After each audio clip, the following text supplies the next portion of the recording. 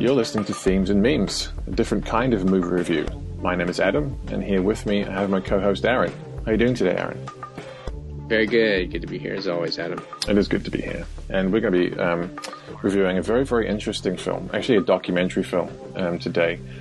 It's called Exit Through the Gift Shop. And this is a film by and about the artist Banksy. So, you know, the famous kind of street artist based out of the UK, Banksy. Someone who's become a household name in recent years. And this film was kind of part of, you know, it kind of explains how that kind of happened in a lot of ways.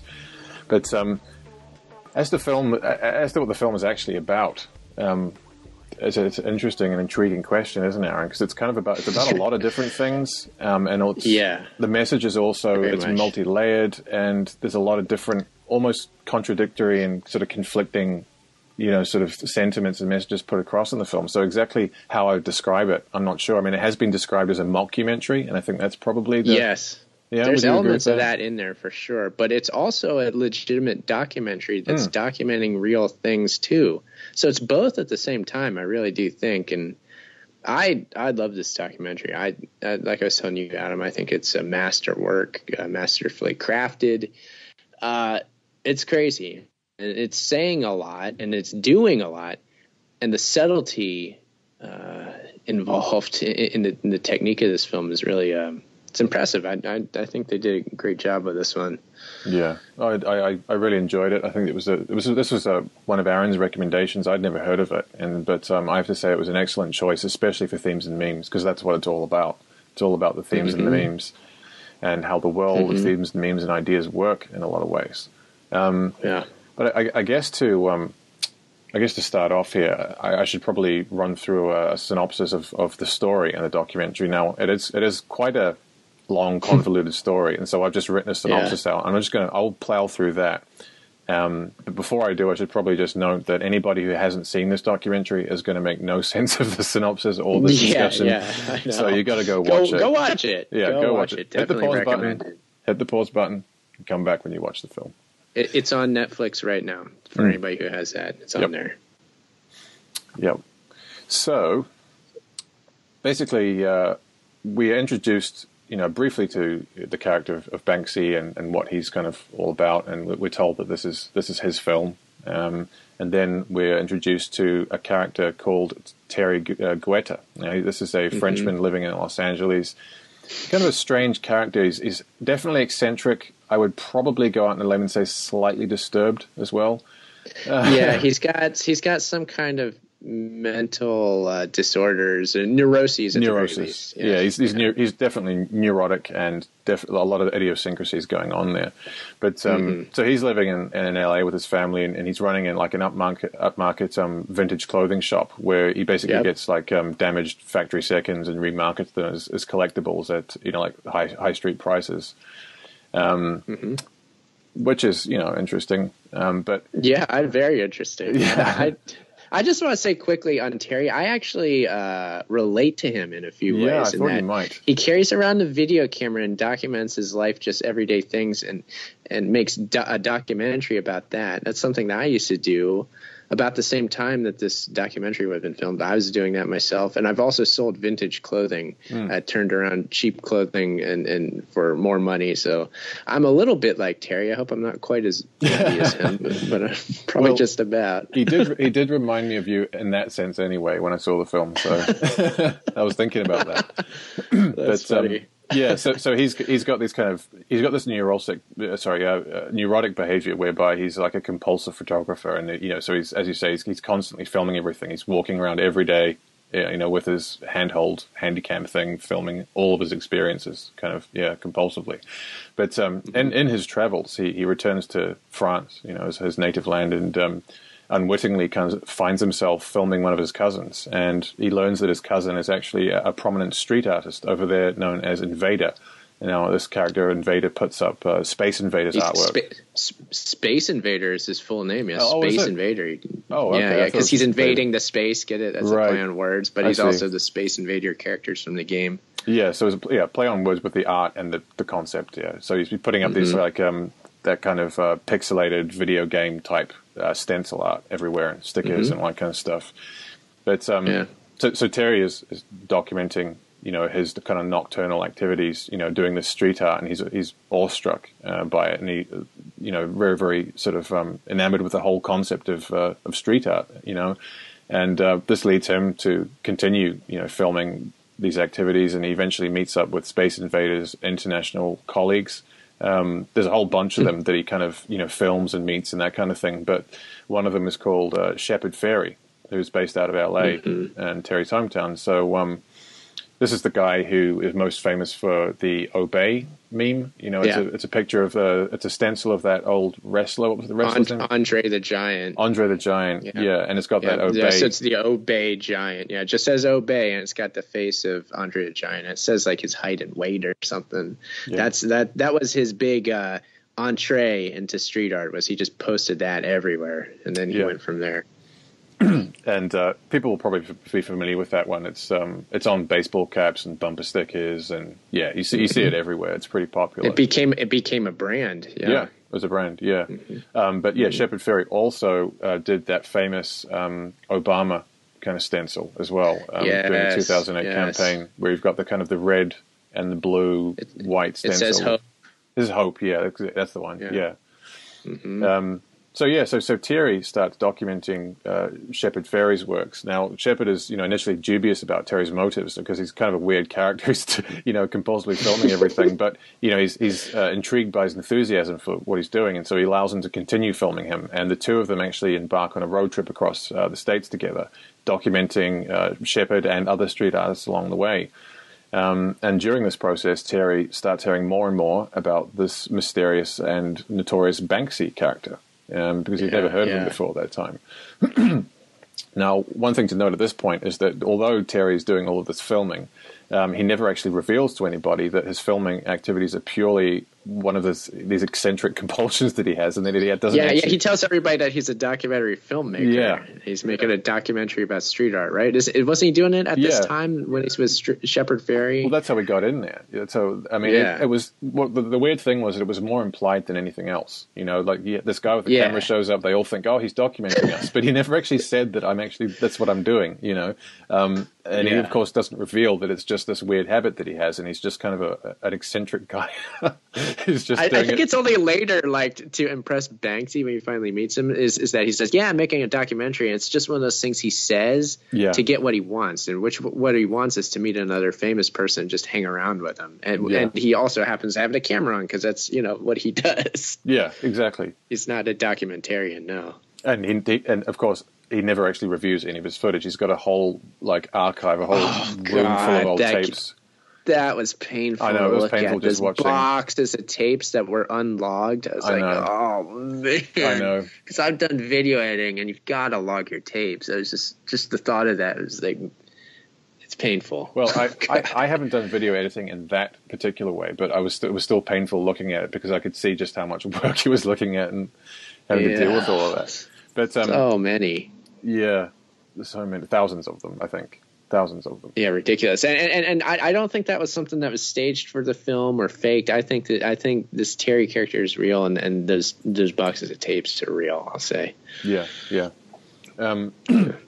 But moving on, so through like networking and a kind of a circumstance, really, Thierry ends up becoming a chaperone for Banksy. So Banksy's coming to Los Angeles for a trip, and I think his escort couldn't get into the country, and so somehow he gets hooked up with Thierry, and Thierry says, I'll be your chaperone, I'll do everything for you, I'll take you here, I'll take you there, and all this kind of stuff, and and he's very excited because he'd been wanting to meet Banksy for a while. It's like this was his moment, so he was ready to do anything to impress him and please him. So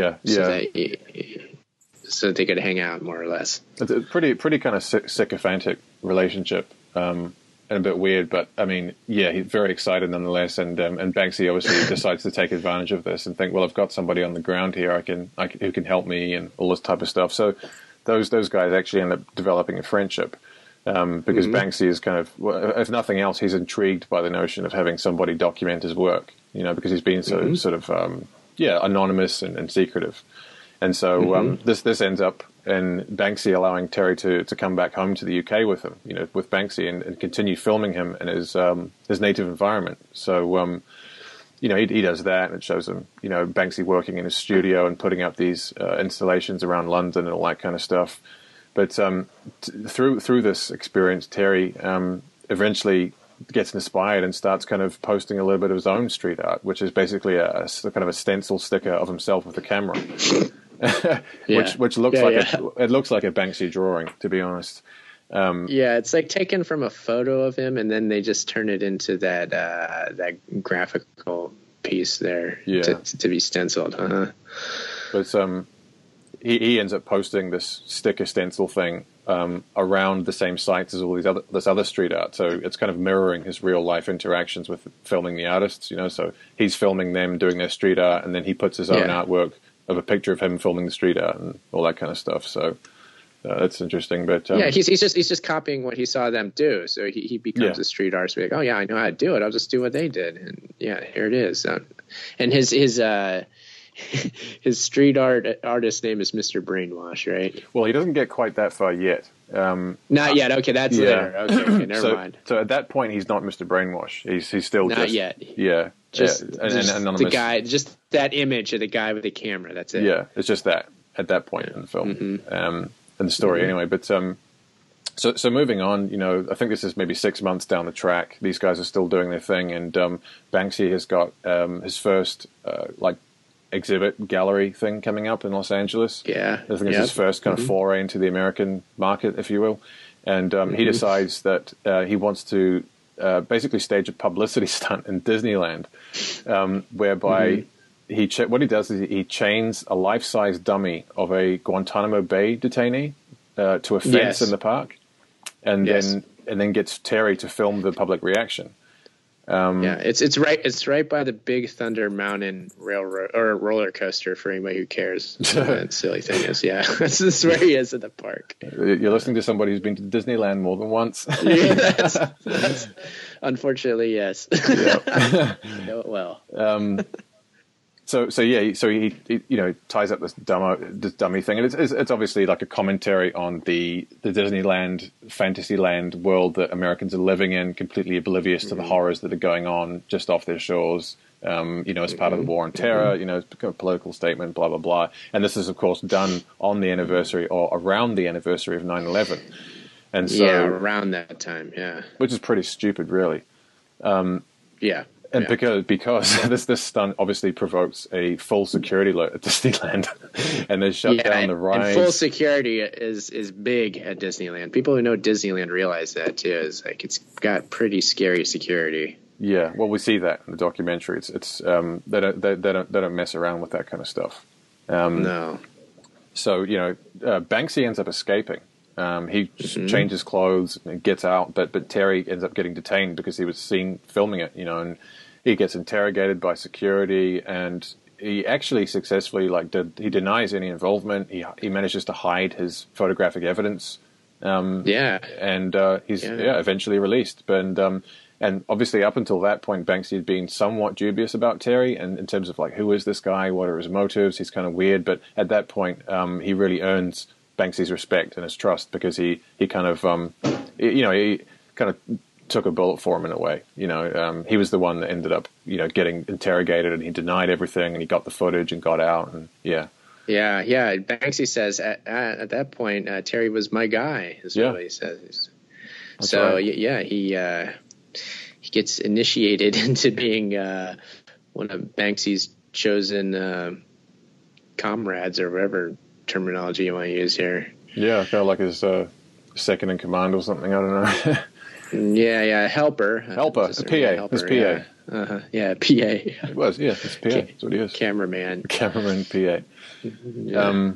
So this of course happens, and then we lead straight into the actual gallery opening itself, and this is a gallery which Banksy calls barely legal, because obviously he's come from the street art background, so it's technically a criminal thing. It's not it's not legal, and he gets Terry's help, I think, in organizing and filming the lead up to the gallery opening, and much to his surprise, it becomes an overnight mainstream sensation. So there's this gallery that is opening in LA, like attracts this, massive big list of high profile art collectors and celebrities. So you've got like this, you see Jude Law there and Brangelina, those guys. Yes. And I think a couple of other people. It's all there. It's a red carpet event, essentially, VIP, all that kind of stuff. And what it shows is that through this gallery opening, the whole concept of street art like instantaneously becomes like the new Vogue for like the rich and famous, So it's all of a sudden street art's drawing in massive media coverage. You've got like all these different like news stations doing reports on the scene, and all that kind of stuff. And a market emerges for this as real fine art, and it's dealt by the fancy auction houses and all that. Yeah, so the actual value of these like installations and pieces like skyrockets, and so that this stuff is fetching, perhaps hundreds of thousands of dollars or what have you, Yeah. And Banksy is ostensibly shocked and confused by all this, the sudden hype and, around both himself and like the street art concept. And so he says to Terry, look, I wasn't expecting this. This is not the way it was supposed to go. This has gone like way too commercial, way too quickly. So what I want you to do is keep filming, and I want you to complete your documentary so that you can basically tell the real story of the underground grassroots story of what are the beginnings of this thing. What am I about? Where have I come from? Who are the people who are making this stuff and who kind of created this kind of trend and all that type of stuff. What's it really about? It's not about the money. It's not about, all that stuff you saw in the papers. Banksy's the guy who's going to tell you the real story. And so, the documentary is the way to do that. And that was the idea of what to do. Yeah. Things go awry. that was the idea. And so so Terry, goes and starts editing these thousands of hours of footage that he's got. There's, like we talked about, the whole room full of thousands of tapes that are completely unlogged and he's never been looked at before. No logging. Yeah. Oh God. Horrible. He had no plans of making a film, no real plans of making a film, no experience in editing a film. And so what he ends up doing is producing this 90-minute like montage of just random disjointed clips. With no it focus. looks like is like a student video or film project that just goes on for like a full-length feature length, where it's not really it doesn't have any narration, it doesn't tell any story, it's just a bunch of clips that are thrown together in a very like MTV editing style fashion, like all this fast cuts and this crazy stuff going on. It just keeps going on like that. It's that fast, like the MTV fast cutting style that would have been art if it was maybe 2 or 3 minutes long, but it's 90 minutes long. Exactly. You can't keep watching something like that. As like you say, Banksy says it was like some crazy person with ADD flipping through 900 channels of cable. Yeah, he said it was. Excuse me. So Banksy says it's like it's basically unwatchable and it's complete disaster. But he sees value in the raw footage. He's like, well, the footage itself that he's got is valuable because it is documenting real street culture. It's great stuff for sure. It's got a magic quality for sure. You watch that stuff, and I have a personal love for the handy cam footage. That's what I used for so many years, and I love the gritty, low quality of the image. I think it makes it. I just love the look of it. It makes it seem more real. It's like, this is a real person, just with like a little camera in their hand. I don't know. I just have a personal love. It's punk. Yeah, it's punk too. Yeah, it's definitely punk. And that's kind of what the whole kind of vibe of the street art thing is about. It's underground subculture. It's anti-establishment. And so that style of low quality handheld camera recording is very much tying in with that and reflecting that kind of vibe. So I totally agree. I like that kind of stuff as well, and I can see the potential in all of that footage. But but Banksy, in seeing value in the footage, says to Terry, "Well, look, man, I'm going to have a crack at editing this myself. And how about you go off and be an artist for a while? You go and do your own." Yeah. He literally says here, just step aside. You go do art now. Yeah. And it's Banksy that says, okay, Terry, go make your own art. Yeah. So he puts him up to that, and that leads into what happens next in the film, of course. Yeah, it's like he's kind of like he's got a promotion or something like in the hierarchy. You're exactly. Well, moving up. he's Banksy's guy now, so he's awaiting orders. And what are those orders? The orders those orders are, here, you go make your own art now. Yep. And so this is exactly what Terry does. He embarks on his own street art projects around LA, and this is when he adopts the name Mr. Brainwash. It's at this point. This is it, yes. Yeah. Mr. Brainwash. No, yep, sorry about that. That's all right. And so he's doing all these street art pieces around LA, and he's doing the camera thing. He does bigger versions of the camera stencil thing. He does all types of different things. He does a lot of like Andy Warhol style pop art, and a few sculptures and. Well, he started with the sticker of himself, the image of himself with the camera. I think it said MBW for Mr. Brainwash. And then from there, he basically jumped immediately into planning this huge gallery show where he hadn't really been doing much of anything, but just instantaneously the idea is like, oh, let's jump into this art market. It's all about making money, right? Well, you got to have the gallery show, and you got to price all your pieces and have people buy them and all that. So it goes right into that, from like 0 to 60 in 0 seconds. That's basically it. I mean, he does. That's exactly it. He does a few sort of projects, I guess, around the streets, and then all of a sudden he's renting out this studio space and he's putting on this elaborate gallery. It's the old CBS studio, which I find interesting. There's an interesting little tie-in, actually, which I will bring up later on into that. Oh, good. Looking forward to that. So he's all of a sudden Terry's got big ideas, and he's in the studio, and he's basically, unable to really put together these installations and pieces together himself because he lacks the actual technical expertise and the knowledge and the training and the kind of creative, like practical skills to do it. So he actually hires a full-time staff of like artists and designers to begin. Large staff. Yeah, large stuff. Yeah, to actually begin production. It's exactly like Andy Warhol's factory, where you just got a bunch of like factory artist workers pumping out pieces of art. Yeah, and the purpose is to fill the walls of this gallery show. Yeah, exactly. And it's because of that, it's obviously very repetitive art as well. So a lot of it's just single variations on a theme, or he gets like a million of the same thing and splatters paint all over them, like Jackson Pollock style or something. You know what I mean? Yeah.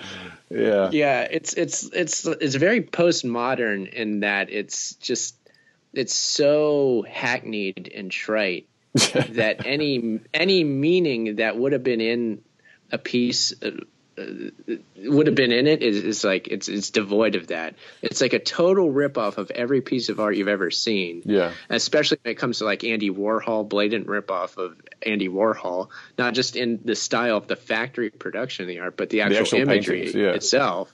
Yeah, so it's ripping that off, and it's ripping off all these street artists too. But that's all part of the point, as we'll get into later, I'm sure. Exactly, yeah.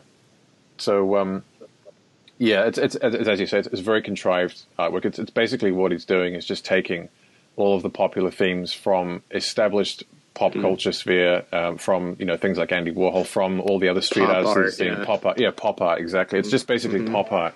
And just pop art meets street art mashup. Yeah, it's pop a mashup. Art, street art. That's what it is. It's a rehashed, contrived mashup. And he's not even doing the work himself. He's like this kind of, and he turns into this kind of prima donna ideas man who's just walking around this factory saying like, I need you to do this. You listen to me. I'm in charge here, and all this type of stuff. Yeah. Like he's like the quintessential like LA guy that's just barking orders at his little underlings, and he's got this inflated ego. He's out there giving interviews with these young reporters, and like that's what he cares about. Yeah, exactly. Very much that archetype. But so he's organizing his own exhibition for himself, for his own stuff, and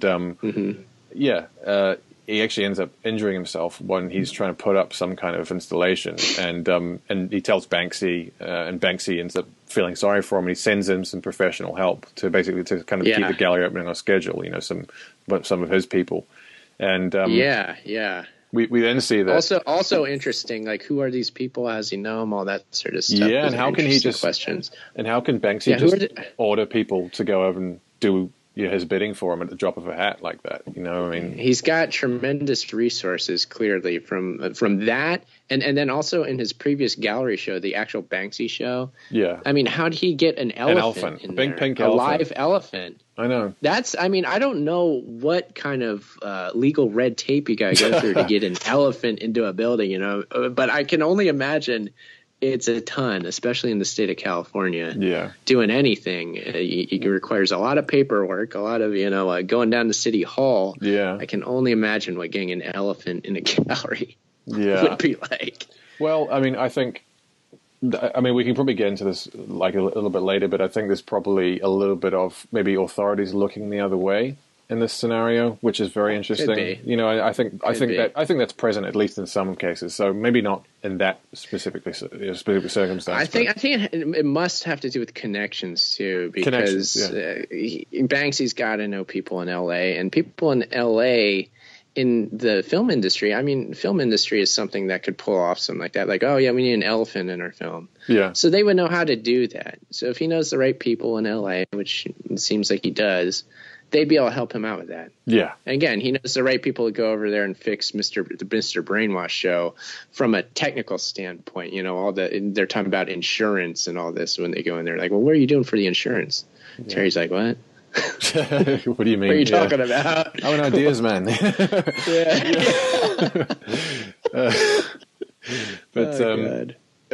What we see is as the opening of the exhibit draws nearer, Terry basically leaves all the logistics and the actual production of the content of the gallery to his staff and his crew, and so he spends all of his energy promoting himself and hyping up the gallery and doing all these interviews and saying this is going to be like a world-changing event and, you can't miss this and all that kind of stuff. He picks up the PR and marketing side of it. He actually does a decent job of it from the looks from the crowd that's gathered. Yeah. So that's interesting too. Well, he markets himself pretty well as like as an eccentric artist. He's being interviewed and he's kind of like lying there on the ground on his side, with sunglasses on, all this type of stuff.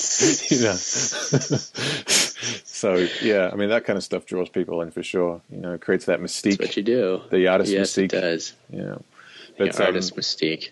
And so in the lead up to the gallery opening, he receives supportive statements, promotional statements from both Banksy and Shepard Fairey.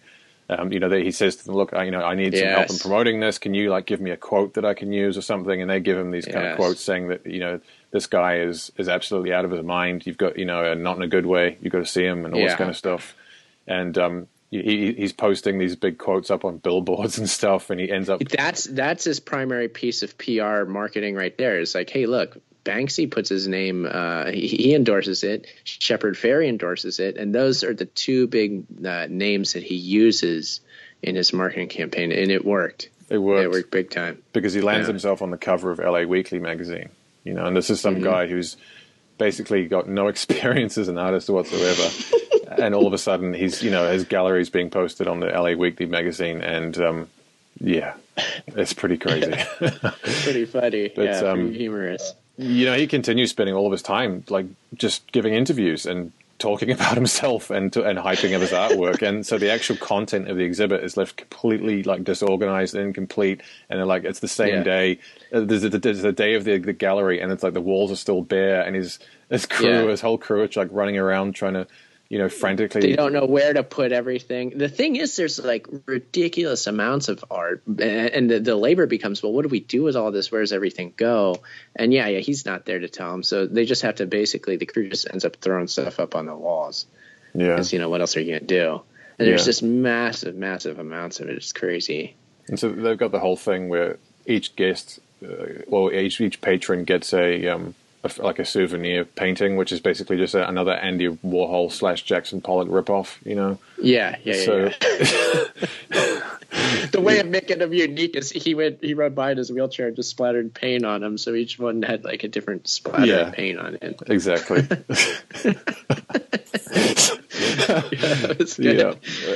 was hilarious, that moment. I actually laughed out loud when I was watching it. That was really good. Yeah. But So the exhibition opens, and it's an enormous success. You know, obviously, because of all this marketing and PR stuff, it draws in thousands of people, and you know, people end up breaking in. Like, it gets this thing reaches capacity, and they break in. And I mean, whether that was staged, I don't know. That could have been staged, but they could have been. Yeah, but it shows people running in there, desperate to get in. I think that was real. People really wanted to get in there. I get the feeling that was pretty not enthusiastic. staged. I mean, they were interviewing them outside in the queue, and all these kind of art critics and artists were all, you know, so amped up and like, oh, I'm just, you know, I'm so excited about this, and I don't know quite what to expect, but it's going to be revolutionary. Yeah. Most of the people they choose to show of those like man on the street, but man in the gallery, I guess, style interviews, they pick people who are there, but they have no reason of knowing why they're there, other than it's the cool thing to do. Yeah, and they really drive the point home that that's what's going on. It's like nobody knows why they're here. Nobody knows why this is cool, but they all think it's the greatest thing ever. And that's probably like the biggest kind of. And oh man, LA was a perfect place to stage this thing for sure, because it's just like these are LA there, right? people for sure. Yeah, it really is, man. I mean, you don't really know it till you see it, but I can tell you that that these characters live, thrive, and survive out here. So yeah, they gotta do what's cool. Yeah, well, this is what this is all about. Do what's cool. This is what this film is all about. And so. So, I mean, he's basically, you know, Terry has become an overnight celebrity, literally, in the art world, you know, doing nothing but repackaging like this random assortment of contrived street art and pop cultural themes from other artists, and then, you know, promoting it and hyping it up as something original. So the film kind of basically ends with... The film kind of ends with Terry saying, you know, time will tell whether I'm a true artist or not, and with Banksy and his crew kind of saying, like, what the hell have we done here? You know, I regret this so much. You know? Sorry about this. We didn't know it was going to end up the way it did, but it did. Yeah. And they do mention that they made Terry made nearly $1 million. Yeah, that's right, $1 million in sales of the art at that show in 1 week. That's crazy. That's incredible. Well, they also said that it was supposed to run a week, but it went for like 2 months. I don't know if like over the 2 month period it made $1 million or what. They said very explicitly that the first week they earned $1 million or near $1 million. Oh my God! Yeah, wow. There you have it. Yeah, pretty incredible. It worked. It worked indeed. It worked. So obviously, well, I'm sorry. I was just going to say, I guess from here, Adam, should we just say what our thoughts are on this whole thing and what we think that the art project is really all about, and what this film is all about, and what they're doing? Yeah, I mean, definitely. I mean, I think the audience is probably going to have to forgive us for laughing a lot in this podcast, but this is a hilarious film. It is funny. It's it's masterfully crafted because it is hilarious, but it's also very serious. It's subtle though. The satire is very subtle. It's all deadpan humor. It's deadpan. You know, it's not announced in any way whatsoever. It's very cynical. So I love that style of humor too. I think that's actually my personal style of humor, so I relate to it. Yeah, me too. So I don't know. I really like this. Yeah. So I guess where should we? I tell you what. We'll start off with like what the film as a concept and what the kind of reactions were and stuff like that, because obviously this is, we both agree that this is a mockumentary, or as some people have called it, like a prankumentary. You know, it's like a new kind of genre. That's a good way to describe it, prankumentary, because it's kind of a mockumentary, but it's also a real documentary too. Yeah, a real definitely documentary. Real stuff that they were documenting. Absolutely. But yeah, it was a prank, right? It was one big prank, the whole thing. So it was, and it's or a punkumentary, perhaps. You know. But there's, you know, you do see a lot of articles, well, I've seen anyway, quite a few articles online where there does seem to be some debate over whether this is a mockumentary or not, and people are really trying to prove the point and prove the case that it is, as if it needs to be proven. And you've obviously still got some people out there, and this could be part of some much grander PR strategy, which I kind of suspect is happening here, but you know, to really sort of to just create mystique around the film, and get this kind of fake debate keep it going. relevant, keep it relevant, people's minds. Create controversy, you know. So there's this kind of, I don't know, it comes across as maybe a little bit fake, or this controversy on whether it's real or not. Because, I mean, yeah, again, we both agree that it's pretty obviously fake. But at the same time, it's real as well as being fake, isn't it? That's a tenuous thing that people in our day and age really have difficulty coming to terms with. That something can be one thing and the other at the same time. That, yes, it can have elements of mockumentary in it, but it's also clearly a documentary. The footage you're seeing in there is actually of real street artists, things like that. Yes, this Mr. Brainwash show actually happened. This documented. This was a true documentary documenting the show, the creation of the show, and the show itself. So it is both, and it can be. And people have the hardest time wrapping their mind around that. It's just the either-or kind of mentality with a lot of people, I think, is, it's got to be one or the other when it's actually both, and quite obviously both, because what you see is as you say, that they are documenting real events and real people, but the spin and the narrative and the story that's put together around those real events, can be something completely different, which obviously is the case here. That comes from a lack of knowledge of media too, and media techniques and editing. Simply editing. If you have a stack of footage, not nearly as big as Terry's, just one tape worth of footage, you can edit it to be whatever you want it to be. Just by chopping it up and just destroying the timeline, just by I think people realize that, but they also take for granted. They forget that when they watch them, and they don't take that into account when analyzing a film or trying to figure out what the heck it actually means. Yeah, I think we assume that things happen in chronological order, a lot of the time, especially if we watch a film. I think most of us would naturally assume that the film was shot in chronological order, which they very seldom actually are, Yeah.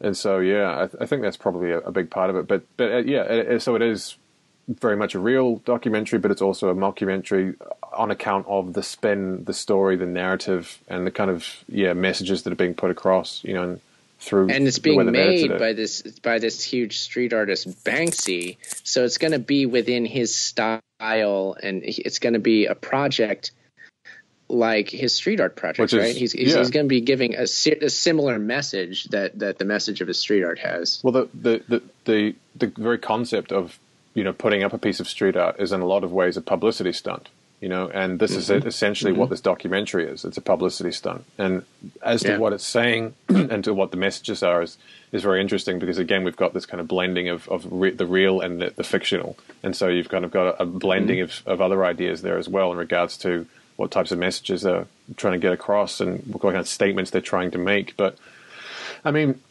I guess, I think probably the biggest, most obvious kind of statements and messages that are trying to communicate in this would be the link between, I mean, this is speaking in very general terms, like the link between the world of art and the world of public relations and media, where the success of a given artist and the value of their work is decided pretty much entirely by the amount of positive attention given in the media. Yes. Yeah, definitely. Yeah, public relations, propaganda. These are the things that not only the film is making a commentary about, but they're the techniques that street art employs, and the big street artists themselves that are the stars of this film definitely employ to make the big names for themselves. Yeah, and it's interesting because they're at both times they're criticizing that at a sociological level and saying, hey, look, we're all being propagandized, and the techniques that are being used to do that, we're going to illustrate those techniques for you in our art. And I guess the idea is to enlighten everybody and say hey, look, these are the techniques. We're appropriating them for our own use, but we're also liberating you in that you can see it. But again, the question is asked, do people see that? I might be talking about too many things at once here. Well, the documentary kind of does that anyway. But I think that's what it is. I think it's a critique and a commentary on this there's this relationship between media and perception and art, but at the same time, it's a celebration of that, and they're taking advantage of that. Yes. It's like, yes, definitely taking advantage of it. Yeah. And I think this ties in very much to like marketing and PR culture. Because I've known people who've worked in high level marketing and public relations, and this is kind of like the inside joke. I mean, they all kind of joke about how easy it is to propagandize people. It's obviously common knowledge in those industries, and it's something everybody's familiar with, and they're all kind of very cynical about it, and everyone's making jokes about how easy it is, and how easy it is to make money and to fool people, through kind of basic psychology and that kind of stuff. But at the same time, they're all completely dependent on that for their income, and so they're all making a lot of money out of it. And so it's one of these weird. Yeah, it's kind of like one of these weird inside jokes they've got going on, where they're kind of taking the piss out of it and mocking it in one way, but at the same time saying, well, this is really, really lucrative as well, and so we're going to actually exploit it for all it's worth, The question to ask here is, from the terms of the street artists, are they using these marketing and propaganda techniques in their art? Because we know that they're using these techniques, but what is the reason for using them? Are they using them to show the viewer, like, hey, look, these are PR marketing techniques that are used by, the system to enslave you, more or less, and expose these techniques for having this mind control effect on people and showing that? Or are they just appropriating these techniques because they work, they're proven, they're effective, and just using them to promote their own art, their own name, their own brand, and build up a brand and make a name for themselves and make money for themselves? Yeah, well, so the question is, which are they doing? I think, as is the case with this film, the answer is both. Yes, I think the case with the film is that both. That he is making this film as an exposition of how propaganda, how PR, how marketing and media all work, but also he's using it to promote himself, to promote his art, to make money, and to get him, get himself ahead in his own, goals and ambitions.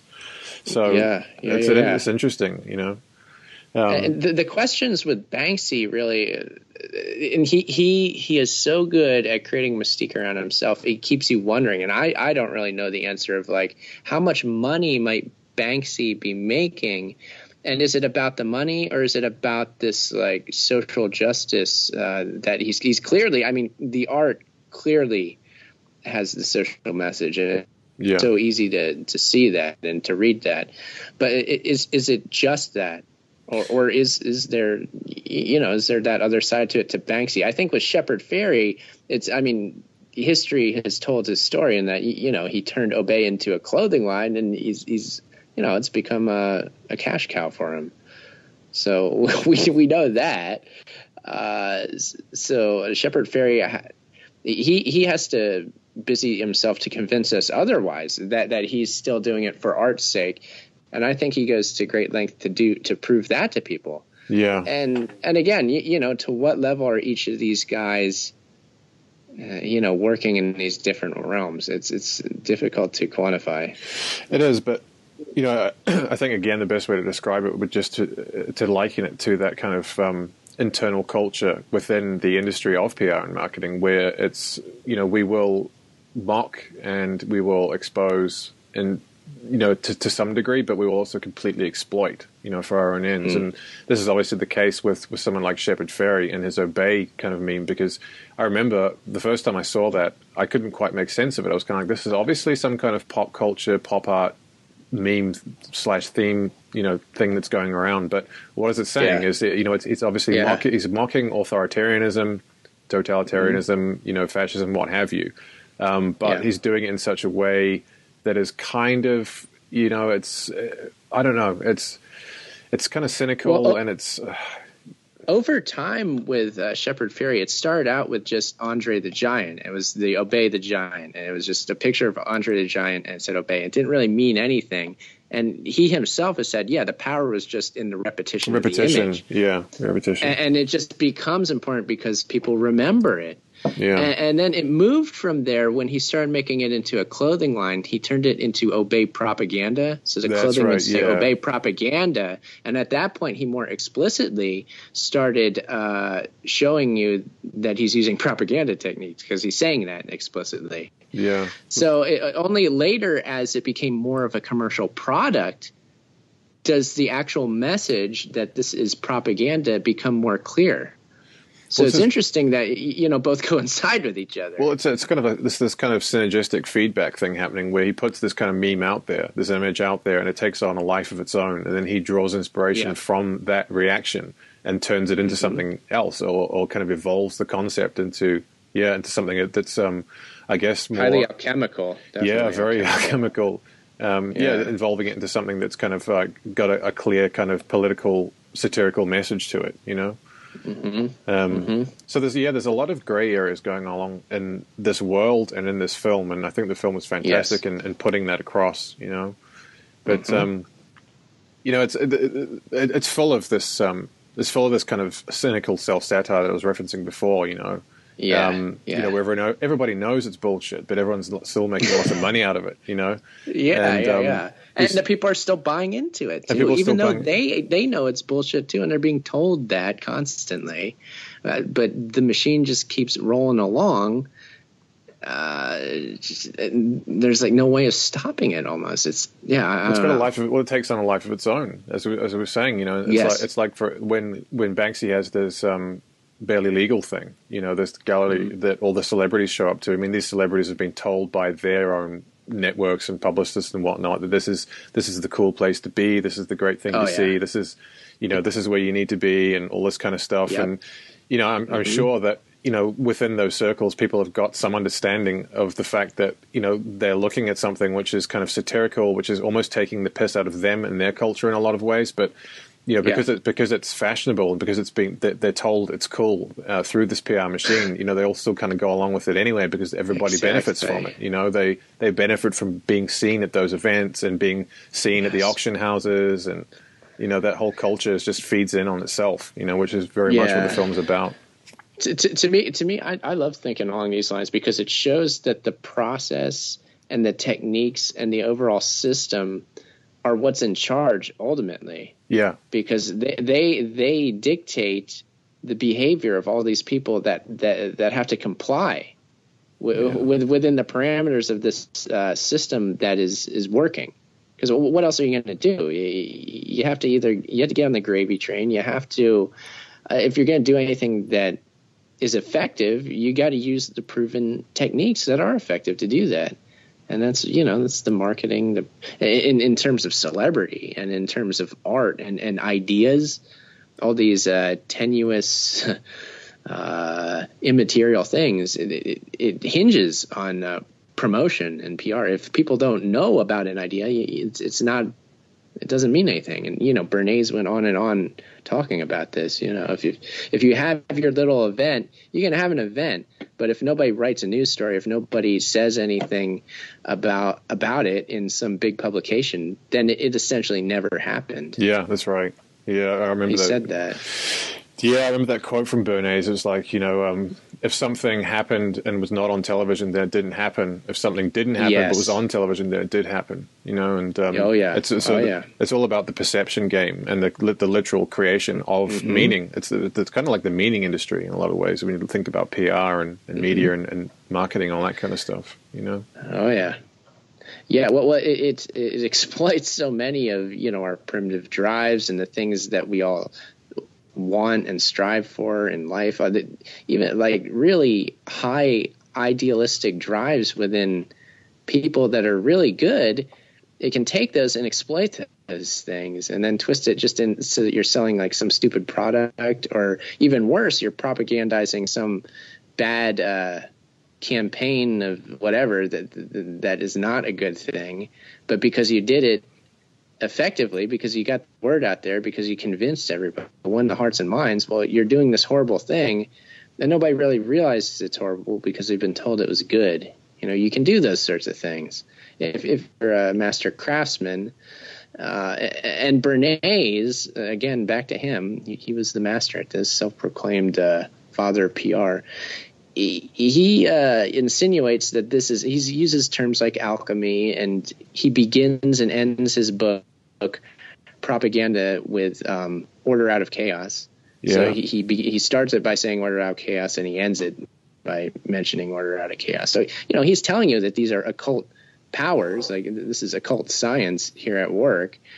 So that's a whole aspect we can get into too. You want to talk about that sort of stuff here, Adam? Yeah. When do we start with something like that? I mean, that is I tell you what, that just got me thinking about the some of the background kind of connections and the network and the structure of the art world in a lot of ways. Because when we talk about the occult power of art and propaganda and the kind of alchemical process that the PR uses to create meaning, to give something value, all of a sudden, because this is what this is about. This is about basically the movement of like street art, basically from an underground subculture into the realm of like corporate modern art, where it's given entirely new meaning, or perhaps even arguably has its meaning taken away altogether. But, it's an alchemical process that's, kind of dictated by this massive industry nonetheless. And it's what it reminds me of is that although street art is, I suppose, quite different to a lot of modern art, and when I say modern art, I mean this kind of like postmodern kind of shock art, which is all about like political and social context, and it's like very low on the aesthetic kind of scale or factor, if you will. Is that, that doesn't matter. It's just all in the shock factor, more or less. So again, we've got the context and the kind of socio-political ideas associated, or that have been associated with an artwork, dictating its value. So things don't necessarily have to have any intrinsic value in and of themselves. They don't need to have any pleasing aesthetic to them necessarily in order to be deemed popular, because this kind of this massive structure, gives it meaning. And what I was going to say is it makes me think about like the modern art movement. So it reminds me of people like Charles Saatchi. You've got like Saatchi and Saatchi, the advertising marketing industry. They're kind of like the leaders there, and you've got like the Tate Modern. What else have you got? You've got a lot of these big sort of modern art museums, like the New York Museum of Art, for example. MoMA, Museum of Modern Art. Yeah. Guggenheim gets in on the fund too. You've got, I remember GOMA, Gallery of Modern Art in Scotland as well. I went there a few times. But I mean, what I was going to say is that a lot of these big modern art installations and galleries and stuff do actually have ties to big sort of globalist / elitist, internationalist kind of players and organizations. Sure. Well, who's giving out all the grant money for these artists to make these pieces? That's the question. Yeah. Well, that's it. And I actually did some looking around today on looking at like the kind of granting or the funding structure for some of the modern art, and obviously the expected names pop up again. So you've got like George Soros, his foundation. So you've got like Open Society Institute and the Tides Foundation. They've been heavily involved in providing grants for what they call contemporary artists. So that can that can be a whole range of different things, and maybe not necessarily street art in the same way as is portrayed in this film, but it's kind of the same kind of, I guess, postmodern art movement. In very broad terms. Yeah. In terms of like the grant system and that sort of funding and making money, I don't know anything really in terms of the street art and the gallery shows or the money that's coming in. I would like to know more, but I didn't do any research on that coming in either. It's hard. Did you look into that at all? I did. I couldn't find any specific links. I mean, I could, if I had more time, I could maybe look a bit harder and I might find something. But I mean, obviously, if we can't pin down any sort of solid connections in the present day, we can certainly go back to maybe the beginning of the modern art movement, in the sort of mid 20th century, and that was absolutely tied into big establishment organizations. I mean, there's a book called the CIA and the Cultural Cold War by Francis Storm Saunders. Which was very, very revealing. And it basically goes into how at the beginning of the Cold War, the CIA were involved in literally promoting, financing, funding, backing, distributing, a lot of postmodern art, rhetoric, literature, all that kind of stuff as a kind of a psychological warfare tool. And it was done for a number of different reasons. The kind of reason they gave was because they wanted to display the artistic superiority of the capitalist system. Now, that I think is just one side of it and doesn't explain it all. But nonetheless, I mean, they had these big international organizations like the Congress for Cultural Freedom.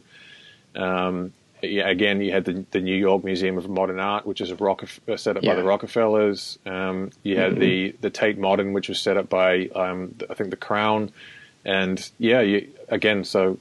lots of big organizations that were heavily involved in financing and funding and promoting like modern art. So the question to ask here in context of this film is, are these street artists aware of all this, and are they using their own art as sort of like, is this an info war where they're trying to battle all of that art that was created by the state, by the the global elite, whatever we want to call them, all these big important people and their foundations? Are they trying to fight back against that, and certainly against capitalism? Yeah. Or are they themselves also, a part of the same thing? Are they just yeah.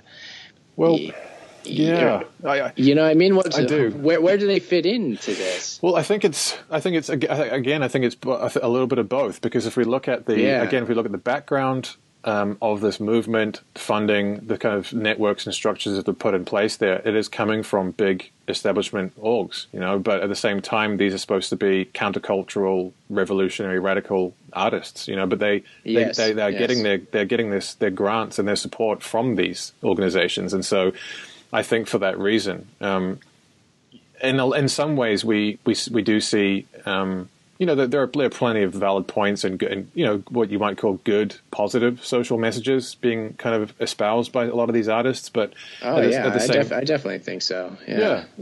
I like a lot of it. But at the same time, it's really good. You could also make the argument that it's kind of softcore in a lot of ways. It's like softcore anti-establishment kind of themes, and it's kind of like, it's fun, it's fun. Like, this is a fun thing. It's something like that I would post up on my wall in my cubicle to act rebellious because I'm mad about being at work. Almost.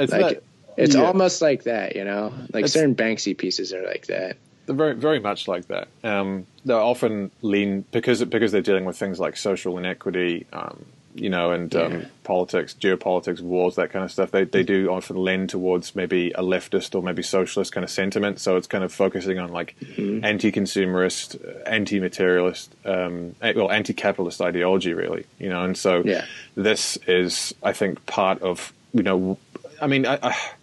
I think these people, they're doing this because I think in one sense they really do believe in what they're doing, but in another sense it's they're not going to go too far because they know that they're getting funding from organizations which would themselves espouse these types of policies and sentiments. If it's not funding, it's just unwritten cooperation. It's just unsaid. Like, we're cooperating because we're helping each other out, and we realize that. So we're not going to step on each other's toes too much. Exactly, because we've got a working relationship going on here. Well, if you know what's good for you, if you know which side your bread is buttered on, there's certain questions you're not going to ask. There are certain things you're not going to say. And I think we see a lot of that coming through. And it just reminds. Oh, no, go on. Well, I was going to make a quick reference to this. I've got a book here. It's called, and this is kind of an example of what I'm talking about. It's called Meme Wars, The Creative Destruction of Neoclassical Economics. And so this is a book, I'm not sure what you'd call it. It's kind of a political philosophy book, although it's done in a pop cultural sense, or fashion, if you will. Sure. So it's all about what we were just talking about there. It's the anti-consumerist, anti-materialist, anti-capitalist thing. It's about socio-economic disparity, environmental issues, geopolitics, animal rights. It's very much down on capitalism and down on consumerism and that kind of stuff. But the book essentially is a series of essays interspersed with basically pop art and street art. So it's in the same vein as the kind of stuff we're talking about here. And it can make a coffee table book. It is literally a coffee table book in my house, is what it is. Yeah, there you go. It sits on the coffee table. Yep. And I think what I'll do is at some point in the future, I'm going to write up an article on this book because it's very, very interesting. But I think for now, what I will mention is that the book, it's written by somebody called Cal Larson or something like that. But it's published by the Adbusters group. Now, the Adbusters, people might be familiar, is the group that staged Occupy. So they were behind the Occupy movement. And the Adbusters group is funded by George Soros via his Tides Foundation. So what we've got here is we've got a book that is about pop art, pop culture, street art. It's about it sort of conveys a anti-establishment, kind of almost revolutionary sentiment. Very, very left-leaning, very globalist. Again, environmentalism, social inequity, geopolitics, all that kind of stuff.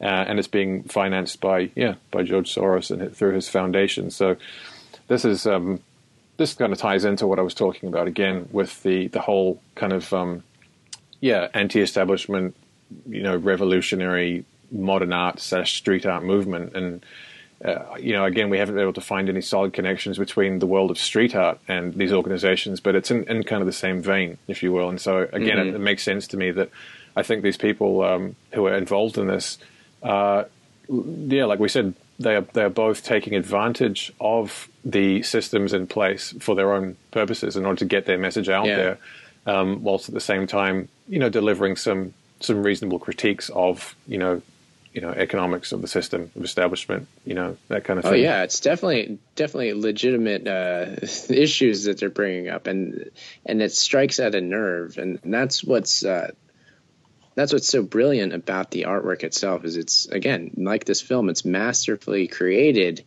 in doing that. It knows what the problems in our modern world are. We all know them because we live them every day.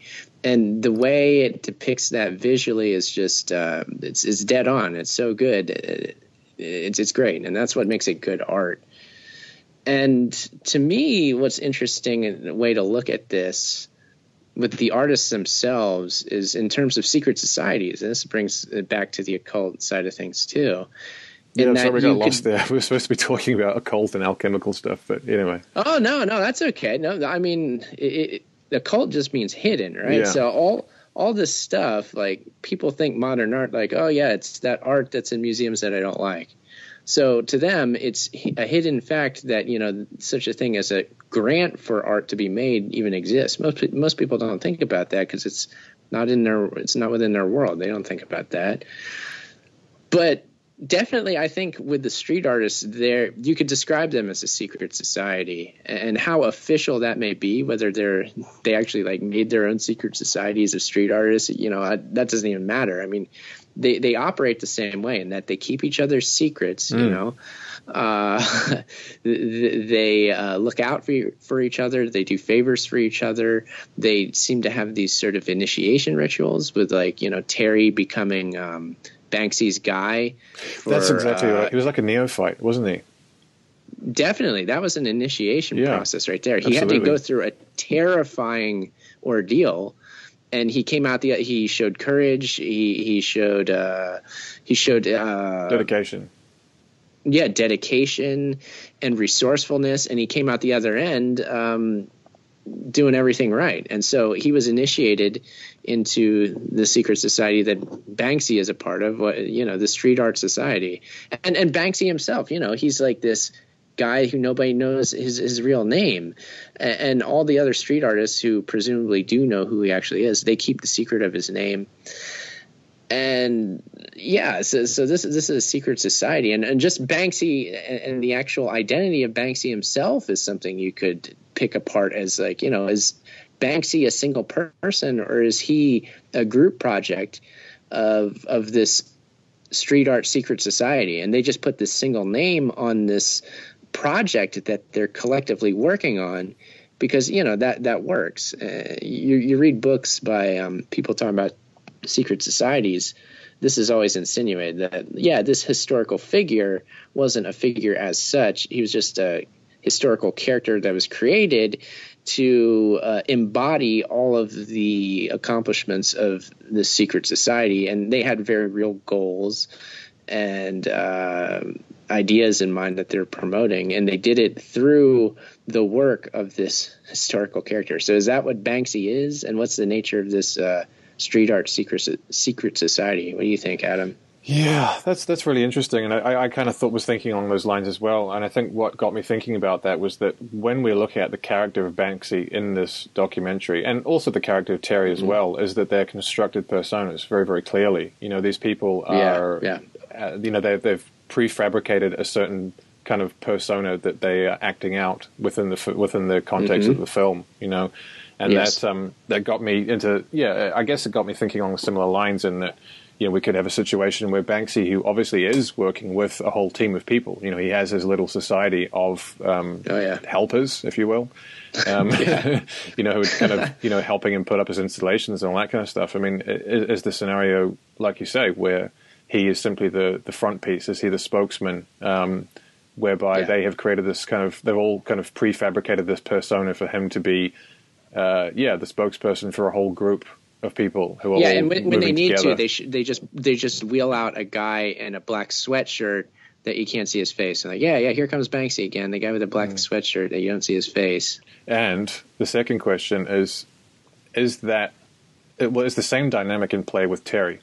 Is that what happened with Terry? Was he initiated and taken through this kind of ritual process in order to take art to the next level of commercialism, essentially? I mean, obviously in the film, Banksy talks about the fact that he is upset at how much, you know, commercial attention and how much mainstream hype he got through his first gallery in Los Angeles, and he's talking about how upset he was about how Terry got all of this, you know, and attention all of a sudden. But was there simply a, you know, staged publicity stunt whereby, you know, the work that Terry is doing, and this kind of gets back to the question of why did Banksy send in those helpers to help Terry get his gallery up and running? Why did he care so much if it was Terry's project? Why did he feel the need to go in and clean up and make sure everything went according to plan or whatever, you know? And if he obviously had so many misgivings about Terry at that stage of the game anyway, then exactly what was his motivation for doing that? And so it does beg the question as to whether, you know, the art of Mr. Brainwash, was that actually just Terry doing that, or is that Banksy's crew? And is Terry part of Banksy's crew? Are they a secret society who have put that out there in order to, again, take their own kind of brand to the next level, and which they successfully did in the film, you know? And not only are they doing that and doing it covertly, and Mr. Brainwash is just another Banksy project, but they're making a very real, and again, occult hidden statement, and this is real art. I mean, this is genuine art. They're doing it, and they're doing it in such a way where you have to be able to read all the signs and the symbols and the subtext and really be paying attention to get what's going on. You have to be paying attention. And the way that the film is put together, they put little clues in for you where they tell you what's going on. Again, where Terry and Banksy's fiasco at Disneyland, Banksy says, from that point on, he was my guy. Yeah. And then after that, Banksy's like, oh, yeah, I asked Terry to, you know, forget making the documentary. I'll take care of it. And I asked him to go make his own art. Yeah. So there he's telling you, like, look, Banksy told Terry to go make art. So that was an order. It was an order. Know what I mean? Because in the pecking order, we know it's Banksy tells Terry what to do, right? Yep. So, again, this is a project given to Terry by Banksy. Again, who is Banksy? Is it just this collective secret society? So is Terry the man that is the face of Mr. Brainwash going to carry out that project? And if so, what is that project really about?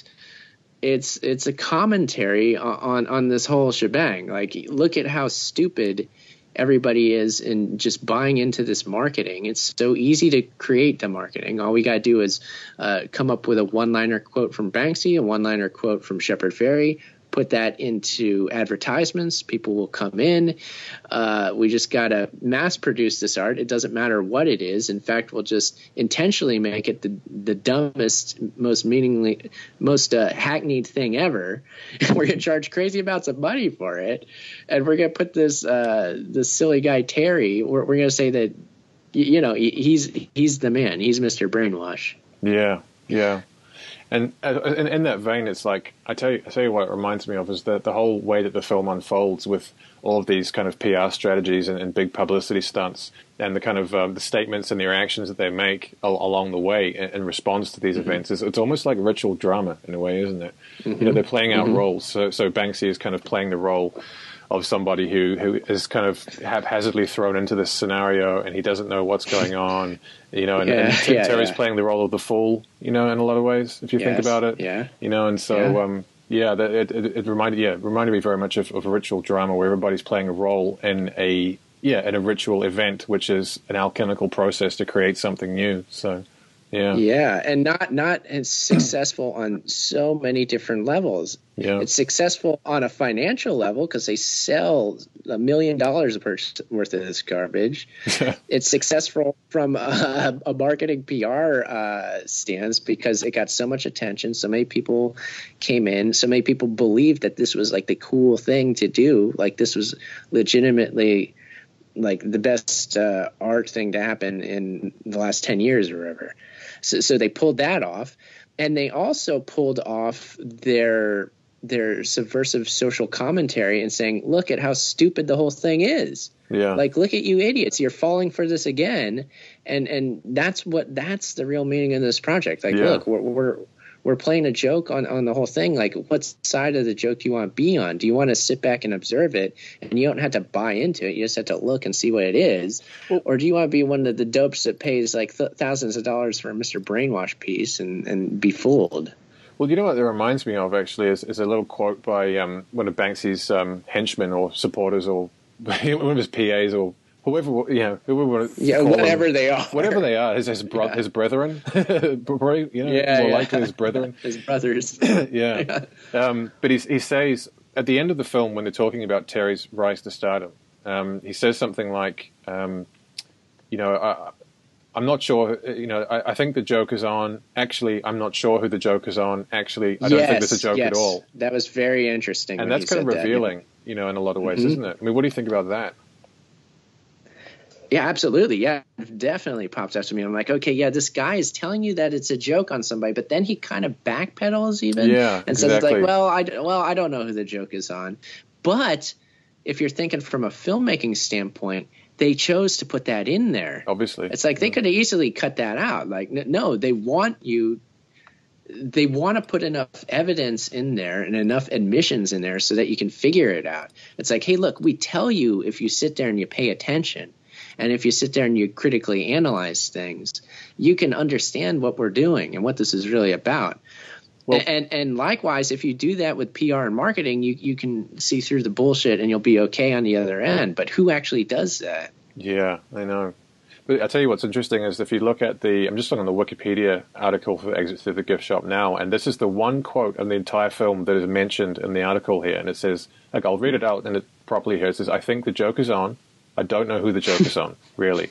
I don't even know if there is a joke. And that's Banksy's former spokesman, Steve Lazarides, or whatever you say. But yeah, I mean, I've read a few other articles and reviews online, and that quote is mentioned over and over again, which leads me to believe that this is part of the wider kind of, alchemical PR strategy, because it's not just that. I mean, there are other kind of aspects to it as well, because apparently Thierry actually had copyright lawsuits pending against him following this supposed big thing. Oh, yeah, I could see that. And so it's like, what's going on there? Is that all staged as well, or is that partially real, or what's happening there? I mean, anything that any of these guys do, this question pops up now too. Like, Shepard Fairey will get busted for doing graffiti just before he has a gallery show. People are like, well, that was just a PR stunt, right? Yeah. And likely that's the case. So, I mean, it's good to be thinking along these lines, because if this is the realm that these guys are working in, this is their specialty. They know the public relations. They know marketing and propaganda. They use the techniques. It's part of their art. Again, they're making it's social commentary against it, but it's also appropriating it for their own use. So you got to think along these lines with everything that these guys do. Yeah, absolutely. I mean, it's like you were saying before with the kind of it reminds me that the humorous pranking aspect of this, and the absolute complete derision and mockery, of the public and the audience and what they're doing with statements like that. Yeah. Because it's like, how can I describe it? It's like they're saying, yes, look how, this is how propaganda works. Mm-hmm. And we're going to make you think that we're letting you in on the act. But, if you're not paying enough attention, you're going to be fooled as part of this propaganda as well. And also look how fucking easy it was, all at the same time, Yeah. So it is funny too. I mean, I understand the joke, and again, we were laughing along with them in the film because I see what they're saying, and it's a dark comedy. It's divine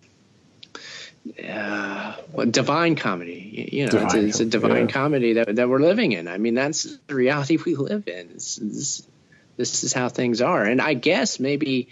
I don't know, if you're smart enough, you can be initiated into the secret society and be part of the gang. And along those lines, I want to mention another quote from Terry, where this is part of the movie where he's still looking for Banksy. He's like, his mission is to find Banksy.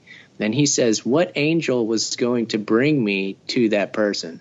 So it's just an interesting use of language. Again, was that purposely put in there? Angel? Angels are often that term is used to denote an initiate of a secret society, not a literal angel with wings. Right. It's like an initiate is called an angel.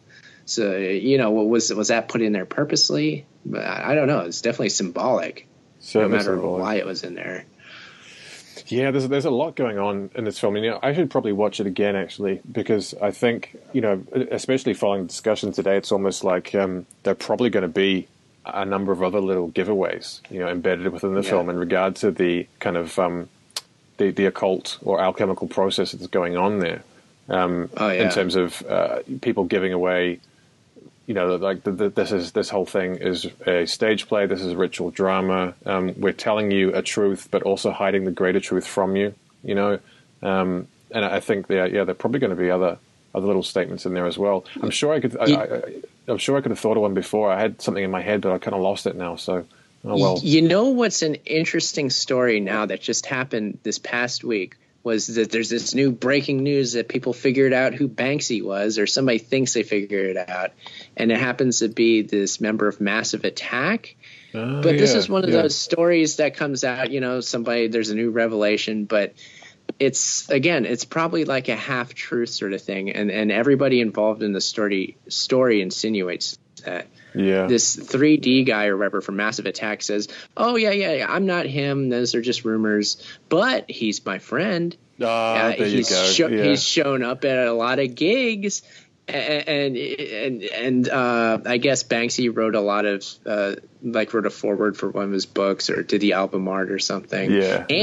Very interesting. This guy from Massive Attack said, as a retort to this, well, are you actually Banksy? He said, we're all Banksy. Yeah, there you go. And that's like that is just like putting the message of what Banksy is out there. That's like somebody who knows what this project is. Yeah, exactly. And again, what is he saying there? Well, he's, I think, telling a truth on one level, and that when he says that we're all Banksy, then he's saying, well, that the message of the Banksy secret society is that we should all be artists, and that's what Banksy says in the film. That's what I was going to say. That's what I remember. Banksy says in the film. He says, everybody should be an artist. I've always encouraged every single person I meet to be an artist because we're all artists.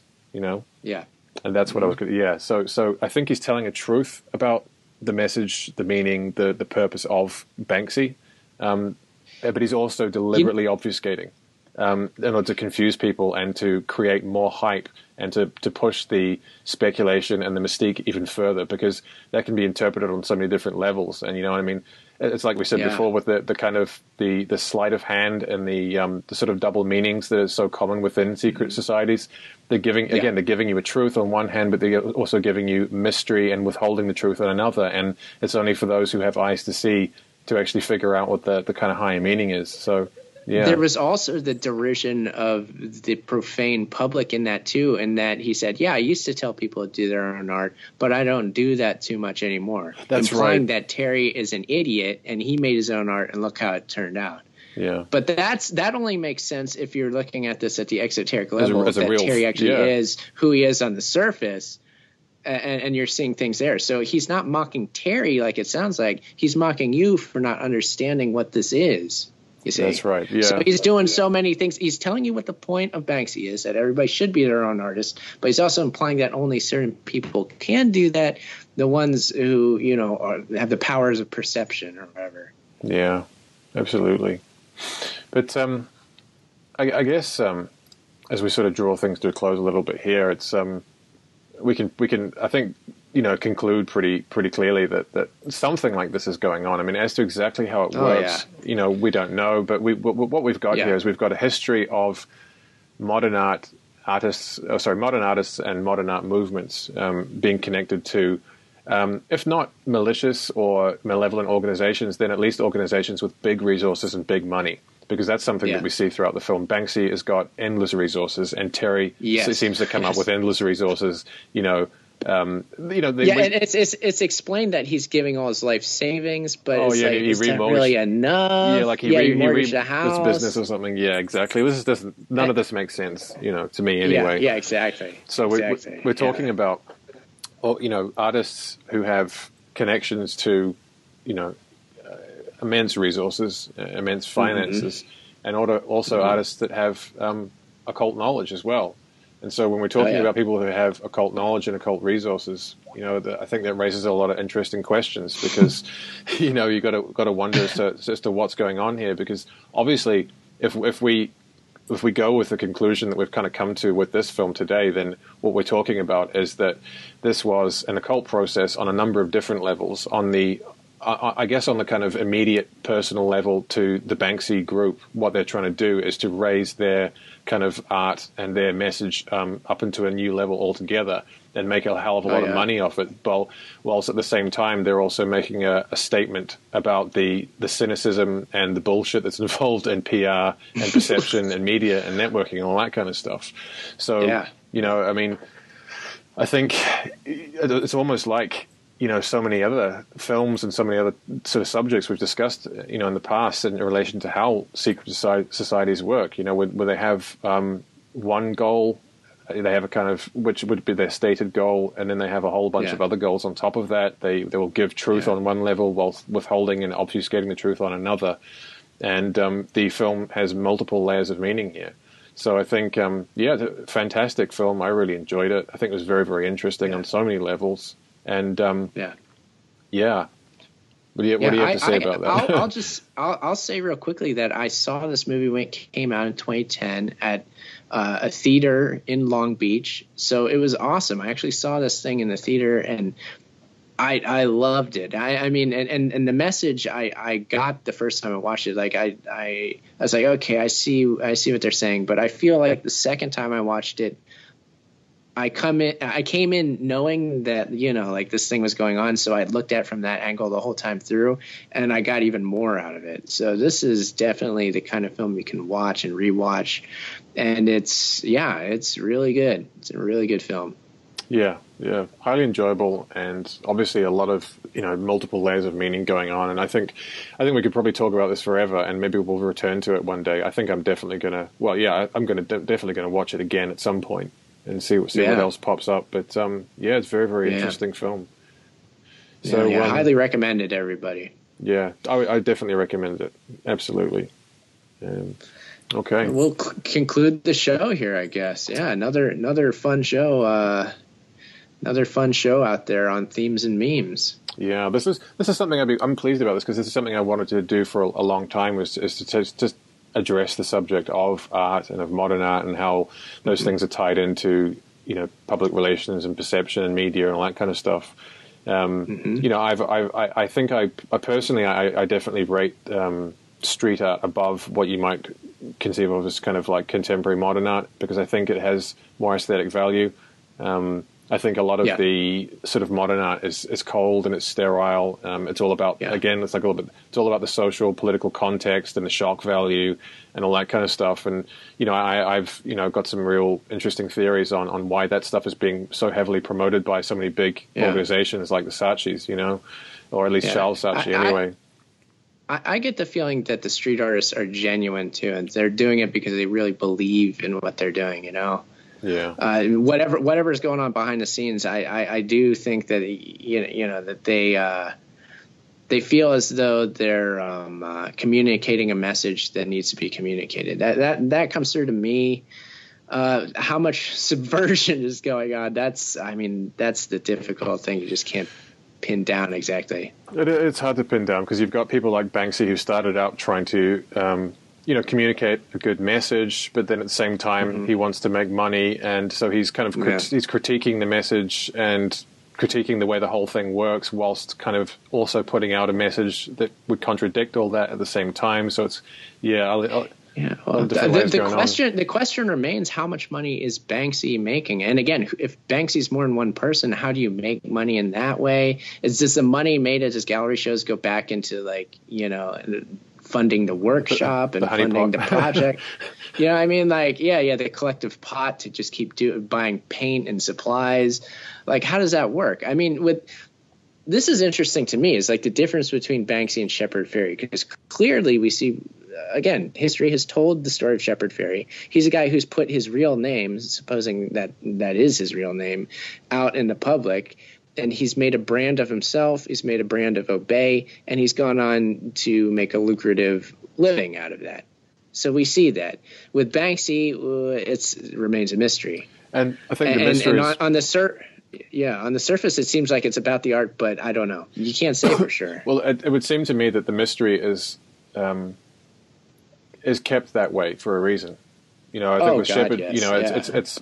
It's again, on the surface, we've got someone who's on the underground, who's in a subculture, who's doing art for sort of good social reasons, who's wanting to make a statement and wanting to get a good positive message out there, but who's also very, very secretive, because obviously he's hiding a lot. He's hiding the fact that he's involved with some pretty big organizations. He's got a lot of financing, a lot of resources, and he's prepared to do whatever it takes to get where he wants to go financially and whatnot. So yeah. All those things seem like signs that point to the fact that it is a group project, again, because you have all these resources.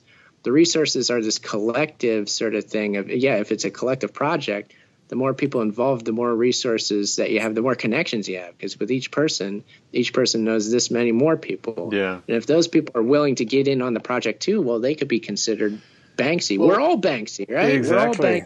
We're all Banksy. Well, if we look at that installation he did in London where Terry was first filming him, he did, what was it called? It was called like Slaughtered Phone Box or Murdered Phone Box or something, where he got one of those red phone boxes and cut it in half and bent it out of shape. Put it back together so it was bent. Yeah. And so he's got a whole crew working on that, doing like welding and painting, then they've got a truck, and there's like three guys putting it out there. It's like, well, they're all truck, Banksy. Yeah, huge truck with a big crane on it to put it down. Yeah. Well, I mean, all these people are Banksy, then, aren't they? I mean, are we really going to believe that the art itself was only done by Banksy, and all the rest of it, like all the logistical stuff, is just done by the people, and that there's no kind of crossover in terms of the creative process and the logistical process, And again, the artistic message that they're portraying here is that it's not about the money. The money is the nonsense part, and they're mocking that in this film. And that's kind of got like a socialist kind of bend to it. Like, if we're all Banksy, we're all doing this project. We're not doing it for the money, right? But we're doing it for all the just right reasons. It kind of plays into that whole thing too. You got to wonder if he's, on some level, if the group Banksy are in some way, basically criticizing themselves and really taking a stab at themselves, and being people who perhaps have sold out at some point along the road, Mm-hmm. And this is that makes a lot of sense. It's like, if we've sold out, then okay, we're going to sell out, but we're at least going to show you how we sold out. If you're smart enough to see it. We're going to make a statement about that. Yeah, we at least are going to express the fact that we're in anguish over it and be like, hey, look, we make this art about it, and maybe we can build off of that and go from there. Yeah. Yeah, it makes all that stuff makes perfect sense to me, and I get the feeling that's what's going on. But again, we don't know any of this, do we? We're just kind of trying to figure out and follow the clues and things like that. Yeah, that's right. Well, I think we should probably tie things up here. Now we're done. We're actually done. Now we're really done. Yeah, take two. That's okay. We were saying from the beginning that it would be okay if this one went a long time, and we just planned on that it would. I'm glad that it did, because there's that was a lot of fun. Like you said, every time we start, talking about it, we just end up on something else, and that leads into something else. And my brain's been scrambling this whole hour here. Well, more than an hour now. I've been scrambling just to try and focus on a single tangent or thread, because there's so many. I've got a whole page of notes, and everything we're talking about is opening up new lines of investigation, inquiry, and so fascinating discussion. But we should probably wrap it up now. But so people can get the podcast on tmpodcast.com. You can also subscribe to the RSS on iTunes, Stitcher Radio, TuneIn, and Google Play. And we also have a Twitter account. It's at Themes Memes. Themes Memes. Yeah, I bet. Yeah, Themes, Memes. It links from tmpodcast.com too, if you want to do that. Look up hashtag you might be a conspiracy theorist. I've been goofing around with that, not to the level that Banksy does, but I'm just having fun pretending to be Jeff Foxworthy. So join in the fun and make a you might be a conspiracy theorist joke. Yeah. It's all in good fun. I hope nobody's taking it too serious. Yeah, that's right. Also, we have a YouTube page now. So what I'm doing, I'm in the process now of uploading our entire archive of previous shows onto YouTube. Now, this is taking a while, but we're getting there slowly getting there. So, what we're going to also do is put the YouTube, videos embedded into the website, and we're going to put a link up as well. And I think, Aaron, you can probably post the link to the YouTube account on Twitter as well, so that people have got the option of checking that one out as well. Yes, we'll post that to Twitter. Yeah. I hadn't actually mentioned that until today. I've been working around this for about a month, but I hadn't actually mentioned it until today, I don't think. So, people can be aware of that. But I think that just about does it for now. We'll be back again shortly. We're still on a roll here, trying to get at least a few podcasts done every month now, which we've been managing to do pretty well. Definitely looking to have some more guests on in the future. We're not exactly sure who or what we'll cover, but you can be sure that we will return shortly. If you happen to be a new listener listening, and you're actually still listening now at this point, man, we love you. It's amazing that you're joining us and that you listen this long. Man, I just want to be there in person to give you some sort of prize. I wish I could do that.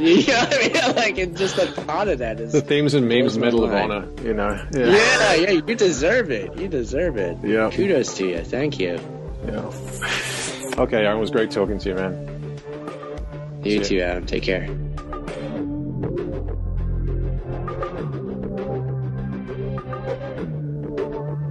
This podcast was recorded on the 8th of September, 2016.